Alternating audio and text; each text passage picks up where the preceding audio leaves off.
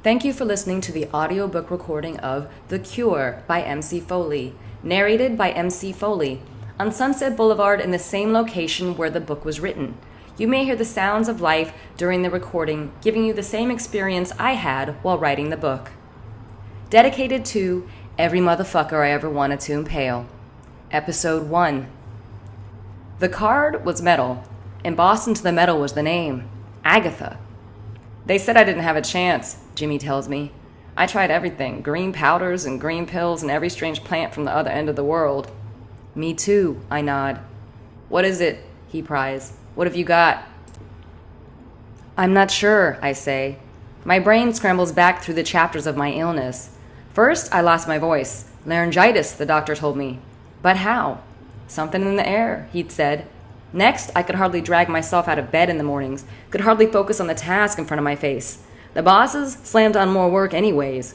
Well, someone's got to do it, so do it, came the company line. There are 10 people waiting in the wings for your job if you can't. Images of all the medical centers and all of the different shaped doctors with their different opinions whizzed by. There was Dr. Z, who I trusted too much because of his cryptic name. His pills gave me seizures. Then Dr. Jackson, who stared you down like you were a street animal on its last legs. 1 week after starting her pills, I was covered in head-to-toe hives. After that, the whack-a-mole diagnoses and my dragging increased. Chronic fatigue, others guessed. Fibroids, fibromyalgia, cancer, diabetes, HIV. Some new bird flu Americans have yet to see. The guesses continued. The doctors examined. Everything they gave me failed. Everything they tested for came back negative. That's when the theory zoomed in on one specific thing. It was all in my mind. You are clinically depressed. Take this, they told me. Zyprexa, Seraphim, Paxil, clomipramine. By the time I regained a tiny fraction of my voice, I was rising and falling through waves of glossy-eyed, sped-up, seizure-ridden nothings. I passed out for days on end. I smiled at people like they were dead. I was dead. Metaphorically, of course. Even right now. You don't look sick. Jimmy eyes me. I can't tell if he wants to put his hands on me or push me away. You do, I say. Jimmy's mouth arcs up in a smirk. Thought I'd dim the lights enough in here to hide it. You did, I say. I just know too well what sick looks like.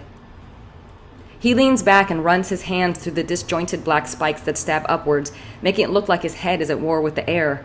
He surveys the bar.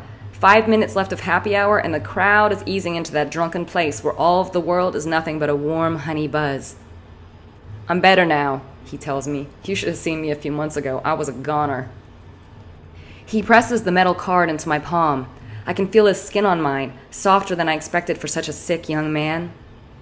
Everything changed after I saw Agatha. Call her, he says. Then come see me and tell me how it went. I run my fingers over the grooves in the metal that spell out her name. I survived, adds Jimmy. You will too. I ride my own honey buzz home, letting its heat roll through my skin and caress it. It needs this. My skin does. Sometimes it feels like it's disappearing from lack of touch. It's an easy walk to my deliberate perch. Rooting myself 2 blocks from Jimmy's bar was one of the best decisions I made in this city, and maybe one of the only good ones. That's probably why I've managed to stay so long. I get ready for bed, brush my teeth, the honey buzz rippling through my gums, the bristles licking my tongue the way that someone else used to. I stop at the thought of that old flame. Sam. An image of his face grabs me by the throat and catches there.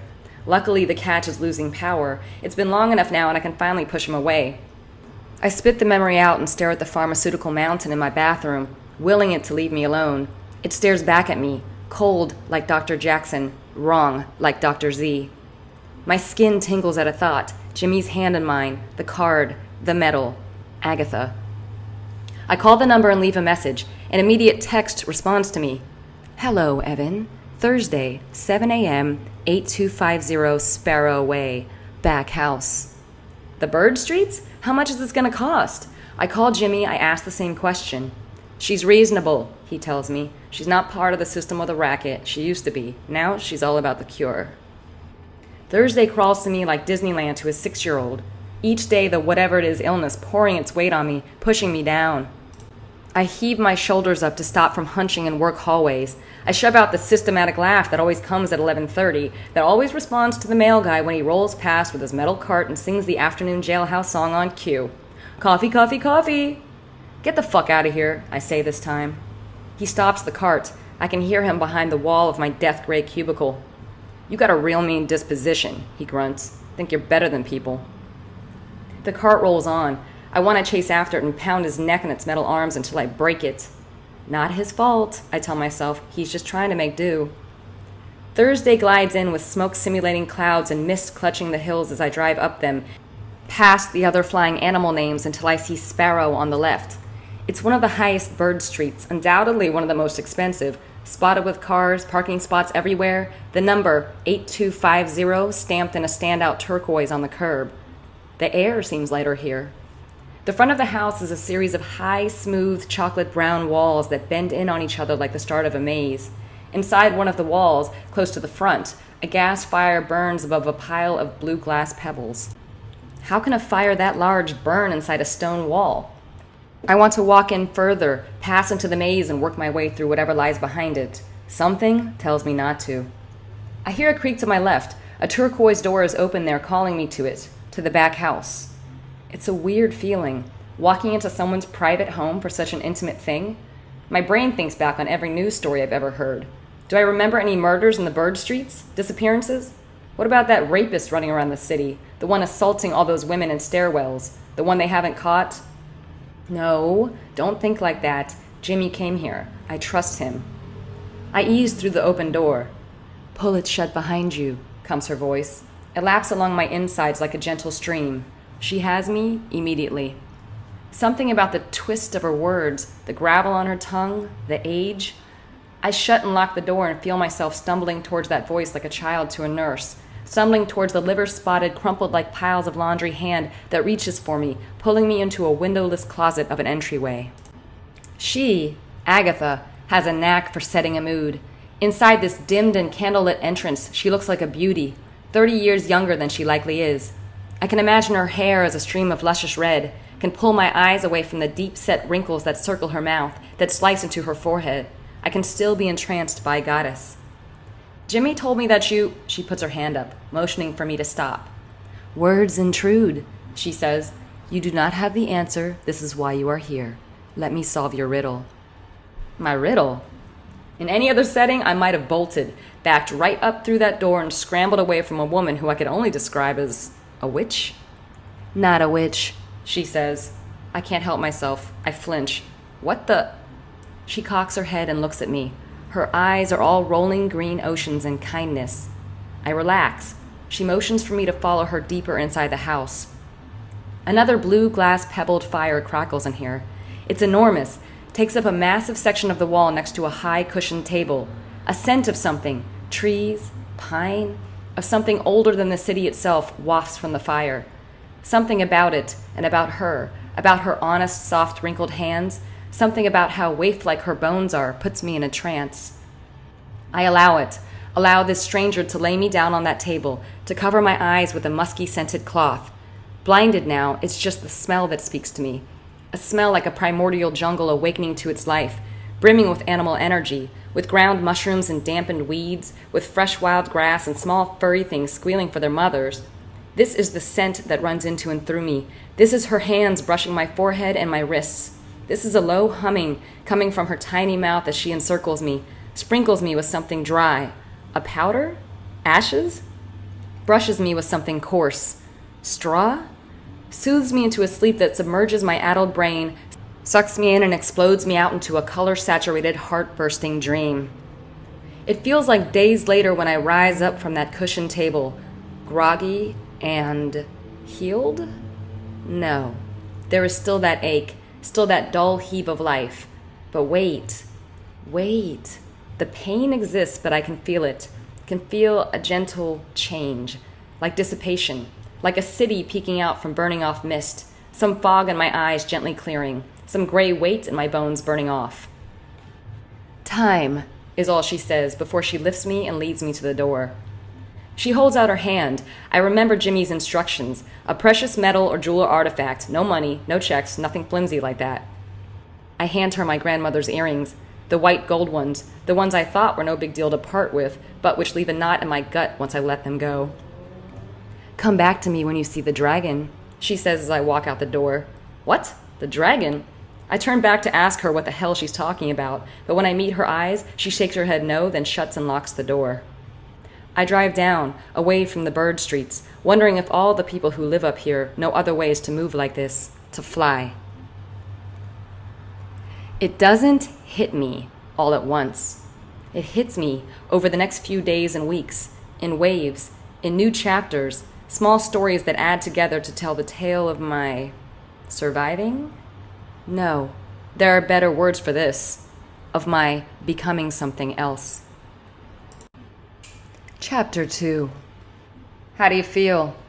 Jimmy probes my face. He looks brighter, not so ravaged, almost handsome. Like you told me I would, I say. I'm not sure, but I feel like I'm better. It's just kind of slow. It's a gradual burn, he nods. Better that way. You get shocked otherwise. Shocked to be healthy? Shocked to be an alien. He narrows his eyes and peers at me, smirking when he says it. Then he turns his gaze and scans the bar. I watch him, taking the cut of his jaw, the rise of his chest as he breathes. I remember our few faulty nights, the ones with too much liquor and too lonely apartments, our skin and tricks and focus on the rhythm of it, all just to forget. Neither of us ever could, especially not in the morning when the hangovers made the mistakes seem that much worse. That's Sam's shirt, I'd said once, instead of good morning, staring into the open closet at the last thing Sam left me before he cut me out for good. Yeah, Tara's got a bunch of mine too, Jimmy replied, his hand sliding along my skin. Haven't found the time to go get 'em. Fuck it, he'd said. I don't want 'em back anyways. But he did, just like he wanted her back, just like I wanted Sam. Just like we both had fallen off the merry-go-round, so used to letting it turn each day, each week, each month in that monotonous, comforting repetition, that routine of what we do that defined us. So instead, there we were, stripped of definition, flailing in the water, lost at sea. They have no idea, Jimmy says, pulling me back into the now. All these drunk bastards high on nothing. If they only knew. Knew what? I say. The words come out a little louder now. I can hear it. Hear the laryngitis accelerating its retreat. What I know. What Agatha knows. Which you'll know soon enough.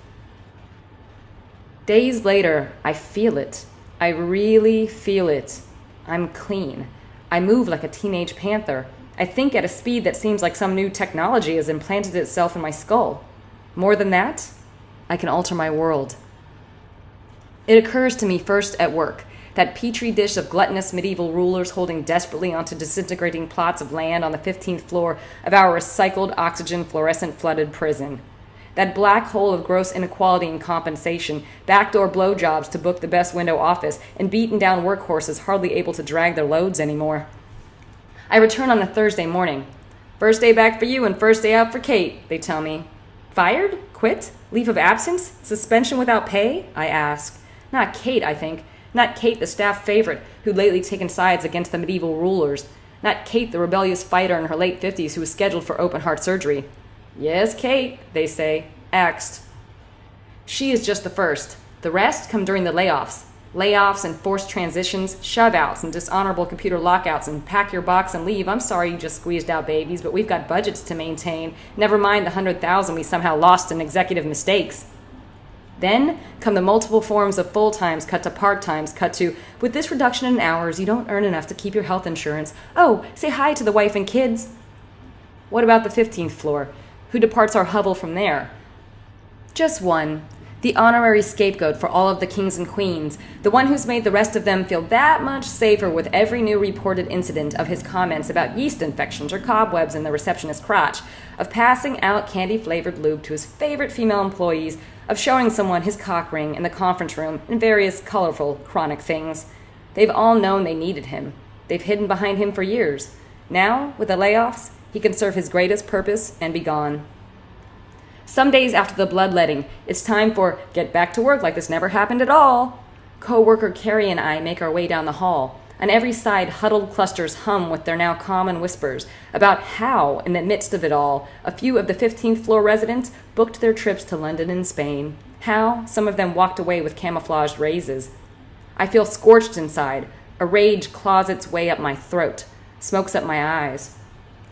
Maybe the whispers would bother me less, I think, if it somehow made sense. if these superiors and so-called leaders were aces at their jobs, but their glutton-induced obesity, cover-my-ass MO, and soon-to-be senility infest the entire pack. This is daily clear in their looks of quiet desperation and dead-eyed attacks aimed at each other. New trips and hidden raises are just the current way for them to keep their enemies close by handing each other the spoils of war. We all know, of course we do, there are those snakes in our own ranks who do the same. But, aside from two of the executive pets, I have a soft spot for the snakes. Even with all of their scheming, most of them do no better than the rest of us, barely making the rent, barely keeping ourselves fed. As Carrie and I wind our way down the Northwest Executive Hall, we see them, two of the worst offenders. The pair of medieval rulers starts to laugh like dirty hyenas, their heads cocking back, their throats rippling. Something about the stumpy one, Wendy, the champion of hiding behind her brow-beaten assistant, something about her laughter chimes in my ear like a starting bell.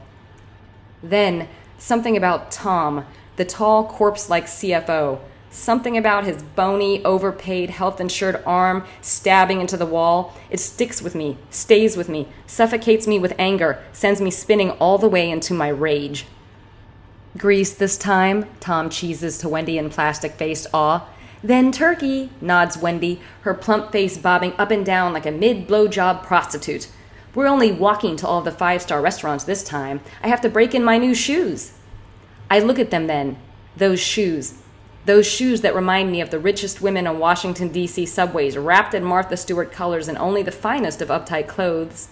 Those shoes that clamp on her feet as if to shrink them, all of their $1,000 price tag trying to hide the excess of fat, but failing, and pushing the doughy meat up into her already swollen calf. We make our way by. I wish someone would break her fat-ass legs, I muttered to Carrie, both of us struggling as we pass not to reveal how much we want them impaled on wooden stakes shoved bluntly through the ass. Take it away, some dark mist thought breathes into my skull. Within a few hours, word flies around.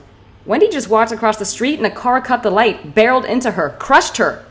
Crushed both of her shiny shoed feet, I can't help but think. Rush to the hospital, come more of the murmurs. They're going to amputate her leg. I listened to all of the whispers and mock shell shock and subtext of glee from everyone around, and I looked down at myself in the reflection of my locked cell phone screen. Crushed? Amputate? Her leg? Was that... It couldn't be. Couldn't. But how was it so accurately what I just asked for? What I just achieved? This concludes episode 1 of The Cure by MC Foley. The book can be found in paperback and on Kindle with 3 different covers on Amazon as well as on Smashwords, and it has a Facebook fan page at facebook.com/The Cure Book Series. Also, I can be found at facebook.com/MC Foley Writer. Thanks again for listening.